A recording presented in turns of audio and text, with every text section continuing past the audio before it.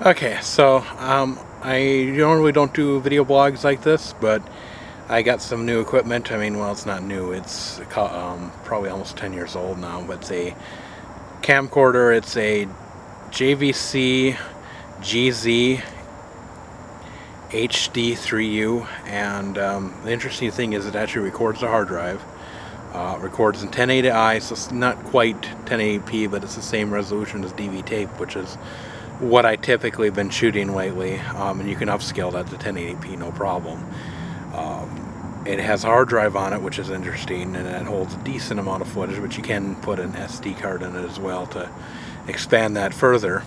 But obviously, because of that, you probably don't want to shake this around. This isn't something you'd want having on a helmet. You got to just kind of baby it. But given that fact, it still is a pretty durable camera. It's one that's well liked. It records to RAW format that's not very commonly used, but it's pretty easy to convert to video.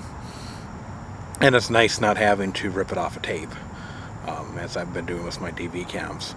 So, and again, the lighting's not the best here, so it's kind of a good test for that. I'm just at a local park by my house.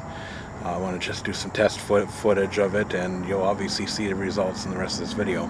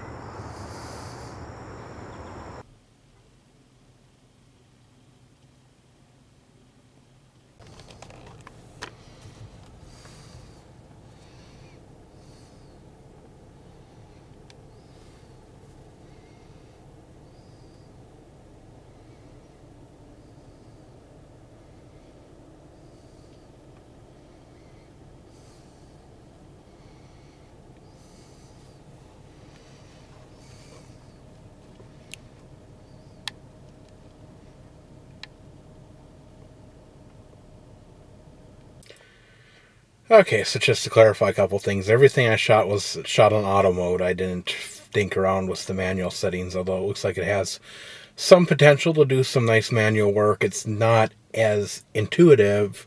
I played around with it a little bit. It's not as intuitive as any of my bigger camcorders, and I kind of expected it. I mean, this thing's very small. It doesn't have a dedicated focus ring, a dedicated aperture ring.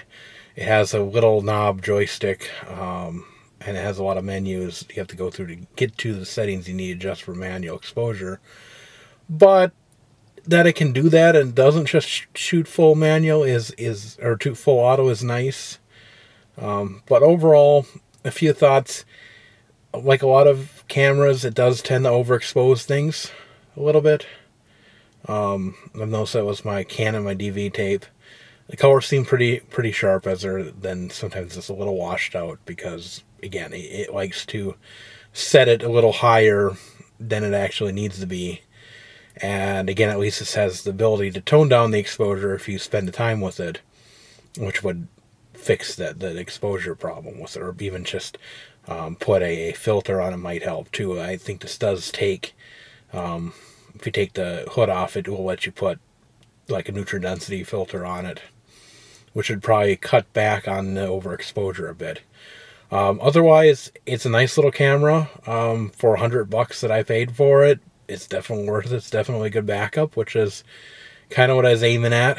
I have a couple events that I have to run multiple cameras, and this one gives me another option for a second card-based or memory-based camcorder, not have to just rely on tape at that point. So that's nice. It's nice, it's small, it's portable. The one thing I do worry about is the hard drive. I don't know, what condition it's in, how long this has been used, how many hours it has. There's probably a way to find out. It seems to be in really good condition, so the previous owner did take good care of it. Yeah, everything's nice and clean, and all the controls work. But overall, I mean, yeah, it seems to be a good C cam, what I'd consider it. I have two cameras above it that I would use. This being a little bit more discreet because it is smaller, so there are situations you'd be able to get away with shooting something like this, whereas bring out one of the bigger video cameras would be inappropriate and probably get you kicked out by, security, cops, police, whatever. What are you doing here? Are you with the media or something like that? So, but it's a nice little ham cam. It's old, but as I said, there's nothing wrong with buying something used. In fact, in some respects, they don't make cams like they do anymore. They're made cheap. The 4Ks are out, but even then, a lot of the 4Ks are just complete idiot cameras. You push one button and it records whatever it wants to. You have no control over the video. You have no control over the format. You have no control over the quality of the bit rate either, which is when you can change it. It only has a couple settings, but that's 3, I think. But, at least it's better than having none. So, but yeah, I guess, as I said, I usually don't do video blogs, but I figured maybe I'll do a couple for gear reviews that I have, of stuff I have.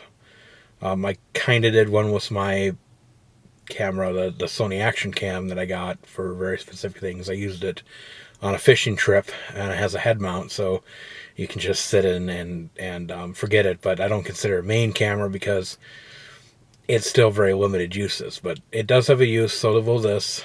Every camera I have a good selection. I'd rather have a couple different cameras than one, for $5,000 5K or 4K camera.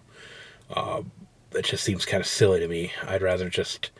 YouTube's not going to let me upload in 4K anyway, so why don't I record that? 1080i, 1080p, that's good enough, and I'll usually scale most of my stuff down to 720p anyway, so that's plenty. But yeah, overall, I think this is a good addition to the family.